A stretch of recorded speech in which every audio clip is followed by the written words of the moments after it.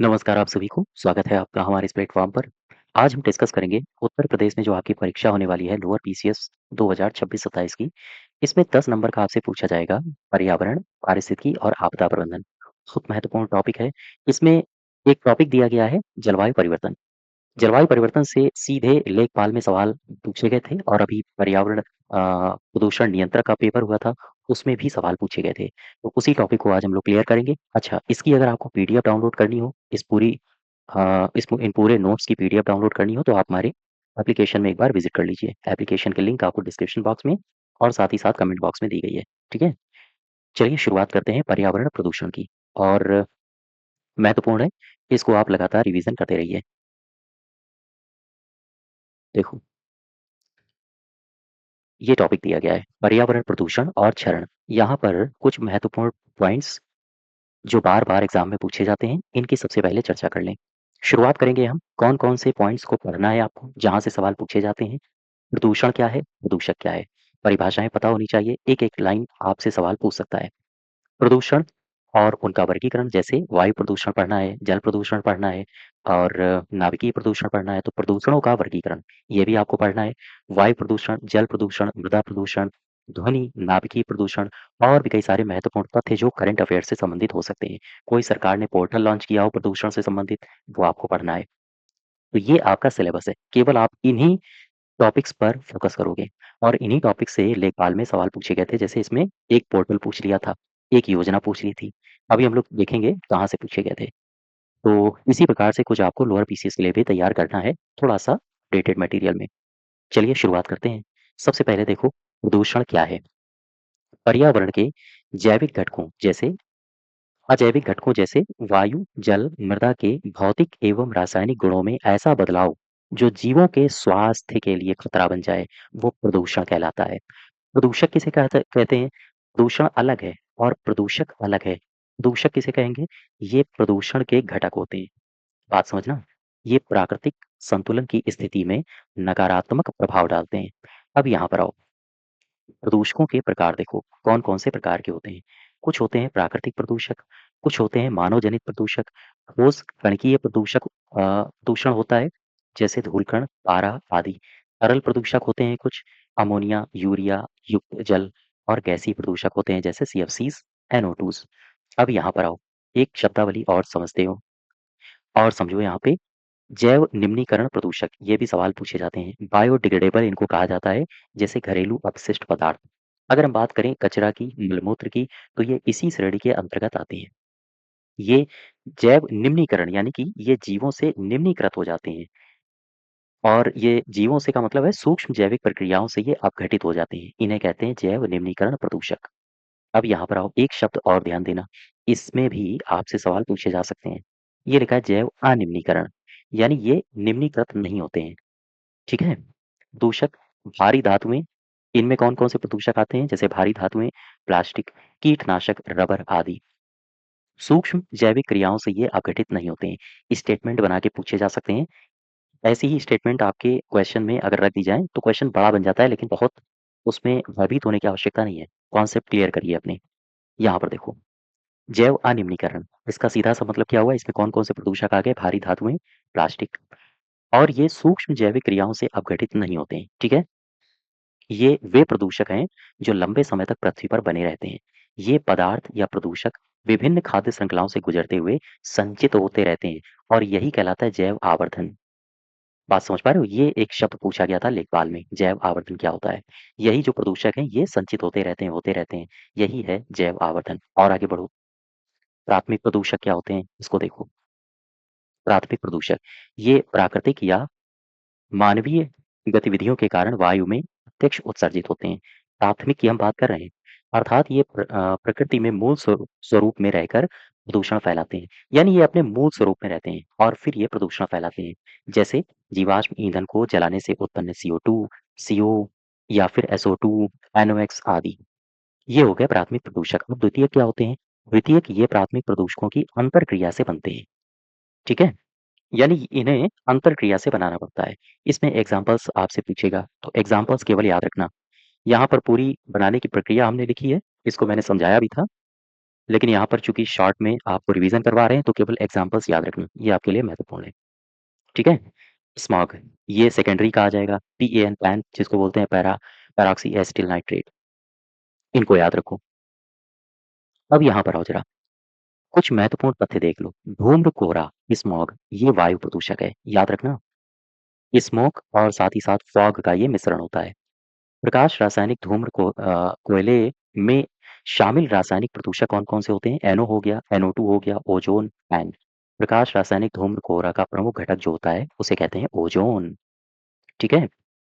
अब यहाँ पर देखो, धूम्र कोहरे के या हम कहें धूम्र या धूम कोहरा से प्रभाव क्या होता है?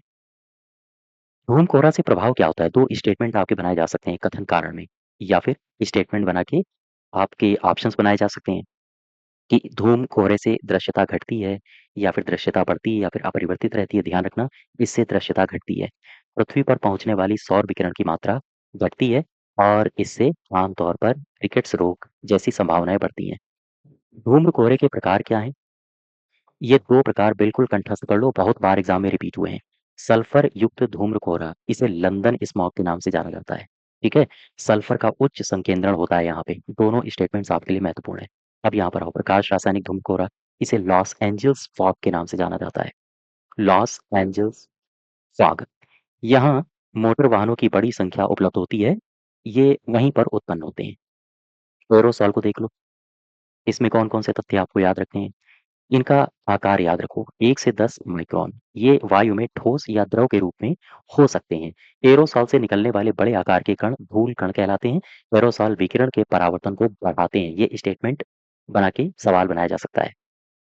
इसके अलावा यहाँ पर आओ, कुछ बातें और याद रखो। फ्लाई ऐश ये क्या है? ये एक सूक्ष्म पाउडर जैसा हल्का होता है, हवा के साथ उड़कर दूर तक यात्रा करता है। उत्सर्जन कहाँ से होगा? ये स्टेटमेंट बहुत पूछा जाता है कि फ्लाई ऐश का मुख्य उत्सर्जन कहाँ से होता है? कोयला आधारित ताप विद्युत संयंत्रों से, ठीक है? और इसको किससे हम एकत्र करेंगे? अगर हम एकत्र करना चाहें, इलेक्ट्रोस्टैटिक प्रेसिपिटेटर का उपयोग करके हम इसका इस्तेमाल या हम कहें इसको एकत्र करते हैं, ठीक है? ये किसका संघटक है?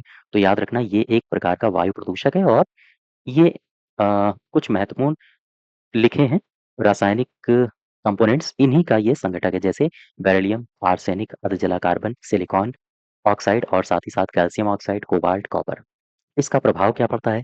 प्रभाव ये पड़ता है कि श्वसन तंत्र जैसे श्वसन तंत्र के रोग होते हैं और पौधों की पत्तियों पर ये जमा हो जाते हैं तो प्रकाश संश्लेषण में बाधा उत्पन्न करते हैं, जिससे वो भोजन नहीं बना पाएंगे। अच्छा, यहाँ पर कुछ महत्वपूर्ण जानकारियां दी गई हैं, इनके फुल फॉर्म याद रखना और इनके आकार याद रखोगे, सवाल सीधे पूछे जाते हैं।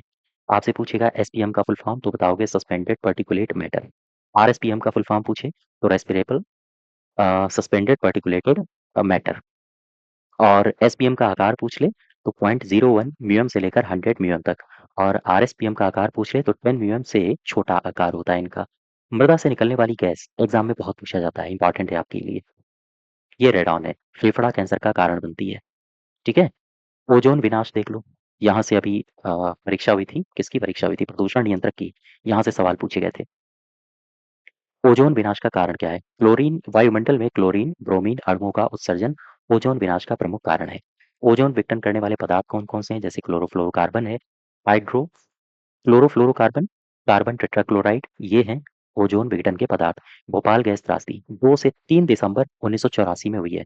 कहाँ पर हुई है ये? भोपाल गैस त्रासदी है कहाँ? भोपाल में।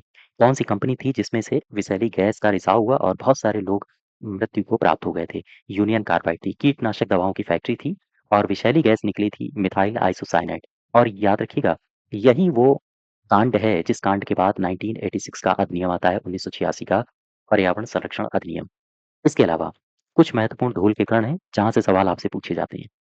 जैसे कपास की धूल, इससे होने वाला रोग इससे होने वाले रोग का नाम क्या है? बिसिनोसिस। कोयला के कण से एंथ्राकोसिस, अनाज की धूल से कृषक फुफ्फुस रोग होता है, गन्ने की धूल से बेगासोसिस रोग होता है और सिलिका की धूल से सिलिकोसिस रोग होता है। चीजें याद रखो, पूछी जा सकती हैं। इसके अलावा यहाँ पर आओ, अब देखो ये कुछ मैंने एक्स्ट्रा फैक्ट्स यानी कि कुछ महत्वपूर्ण यहाँ पर ऐप लिखे थे जो सरकार की तरफ से लॉन्च किए गए हैं। सरकार की तरफ से लॉन्च की गई योजनाएं लिखी थी और यहीं से सवाल आपसे लेखपाल में पूछा गया था। ठीक है? तो हर पहलू को ध्यान से पढ़ते हुए, समझते हुए आगे बढ़ना है। यहाँ पर वायु प्रदूषण नियंत्रण के लिए सरकार द्वारा उठाए गए कदम, यही तो पूछे गए थे। एक सवाल आपसे पूछा गया था सफ़र के बारे में। वायु गुणवत्ता की जाँच करने वाला पहला मोबाइल एप्लीकेशन बनाया किसने है? Indian Institute of Tropical Meteorology Pune ने। सफ़र, इसका फुल फॉर्म है system of air quality and weather forecasting and research. और आगे बढ़ो, एक पूछा गया था आपसे प्राण पोर्टल के बारे में, ठीक है? राष्ट्रीय स्वच्छ वायु गुणवत्ता कार्यक्रम, इसे बोलते हैं एनसीएपी। 131 शहरों में इसको लागू किया गया, यानी 131 शहर शामिल किए गए। 2019 से शुरू किया गया पंचवर्षीय योजना थी। लक्ष्य क्या था? PM10, PM2.5 की सांद्रता में 20% की कमी लाना। और यहीं पर ये सवाल आपसे पूछा गया था लेखपाल में, प्राण पोर्टल। याद आ रहा है कुछ? मिनिस्ट्री ऑफ एनवायरनमेंट, इसने शुरू किया था प्राण पोर्टल। और गोरखपुर में एनसीएपी पर एक नेशनल कॉन्फ्रेंस भी हुई थी 2025 में। ये करंट अफेयर का क्वेश्चन था जो मैंने करवाया था गोरखपुर में। आपसे सीधा पूछा जाए कि एनसीएपी पर नेशनल कॉन्फ्रेंस ये कहाँ हुई है 2025 की, आप बताओगे उत्तर प्रदेश के गोरखपुर में। ठीक, यहाँ पर आ जाओ, कुछ महत्वपूर्ण चीजें और याद रखना। राष्ट्रीय वायु गुणवत्ता निगरानी कार्यक्रम केंद्रीय प्रदूषण नियंत्रण बोर्ड द्वारा शुरू किया गया था। और एनएएमपी जिसको बोलते हैं राष्ट्रीय वायु गुणवत्ता निगरानी कार्यक्रम, 4 प्रदूषकों पर नियमित निगरानी रखता है। ये स्टेटमेंट याद रखना। कितने प्रदूषकों पर? 4। कौन-कौन से हैं? SO2, NO2, SPM, RSPM। Statement याद कर लो, ये इंपॉर्टेंट है आपके लिए। इसके अलावा वायु प्रदूषण के अंतर्गत कौन-कौन से नियम हैं जो दुनिया भर में इन प्रोटोकॉल्स को लागू किया गया है? ये प्रोटोकॉल्स जो यहाँ पर मैंने लिखे हुए हैं, कहाँ गए? हाँ, ये। इनके ईयर्स याद रखना और इनका उद्देश्य याद रखना। मैच कराने के लिए आपसे पूछ सकता है। कूट बना देगा, एक तरफ प्रोटोकॉल्स लिख देगा, दूसरी तरफ उनके उद्देश्य या फिर उनके ईयर्स लिख देगा और कहेगा मैच कराओ। तो देखो, अंतर्राष्ट्रीय कुछ नियम। लंबी दूरी की सीमा पारी वायु प्रदूषण पर सम्मेलन कब हुआ? 1979 में। इसका कार्यान्वयन यूरोपीय निगरानी मूल्यांकन कार्यक्रम ने किया था। और इसका निर्देशन संयुक्त राष्ट्र आर्थिक सहयोग फॉर यूरोप ने इसका निर्देशन किया था। हेलसिंकी प्रोटोकॉल 1985 में हुआ है। सल्फर उत्सर्जन में कमी इसका लक्ष्य था। नाइट्रोजन ऑक्साइड प्रोटोकॉल 1988 में। और वाष्पशील कार्बनिक यौगिक प्रोटोकॉल, ये 1991 से संबंधित है। ओस्लो प्रोटोकॉल जो कि सल्फर उत्सर्जन में कमी से संबंधित है, 1994 में हुआ। भारी धातुओं पर प्रोटोकॉल 1998 में। Gothenburg protocol 1999। सोफिया प्रोटोकॉल जो कि नाइट्रोजन ऑक्साइड प्रोटोकॉल से संबंधित है, ठीक है, जिसे नाइट्रोजन ऑक्साइड प्रोटोकॉल भी कहा जाता है, 1988 में हुआ। तो ये कुछ महत्वपूर्ण विश्व स्तर पर हैं कार्यक्रम जो वायु प्रदूषण नियंत्रण के लिए चलाए जा रहे हैं। ये है वायु प्रदूषण का छोटा-सा महत्वपूर्ण टॉपिक्स जो आपको लगातार रिवीजन करते रहना है। यही फैक्ट्स आपसे पूछे जाएँगे घुमा-फिरा के, ठीक है? इसके आगे फिर हम लोग नेक्स्ट डे कंटिन्यू करेंगे जल प्रदूषण। चलिए आज यहीं तक रखते हैं। और अगर आपको इसकी पीडीएफ डाउनलोड करनी हो तो कहाँ जाएँगे? हमारे एप्लीकेशन में। एप्लीकेशन में हर कोर्स पर 50% ऑफ चल रहा है। अगर आप जुड़ना चाहते हैं तो जुड़ सकते हैं। धन्यवाद।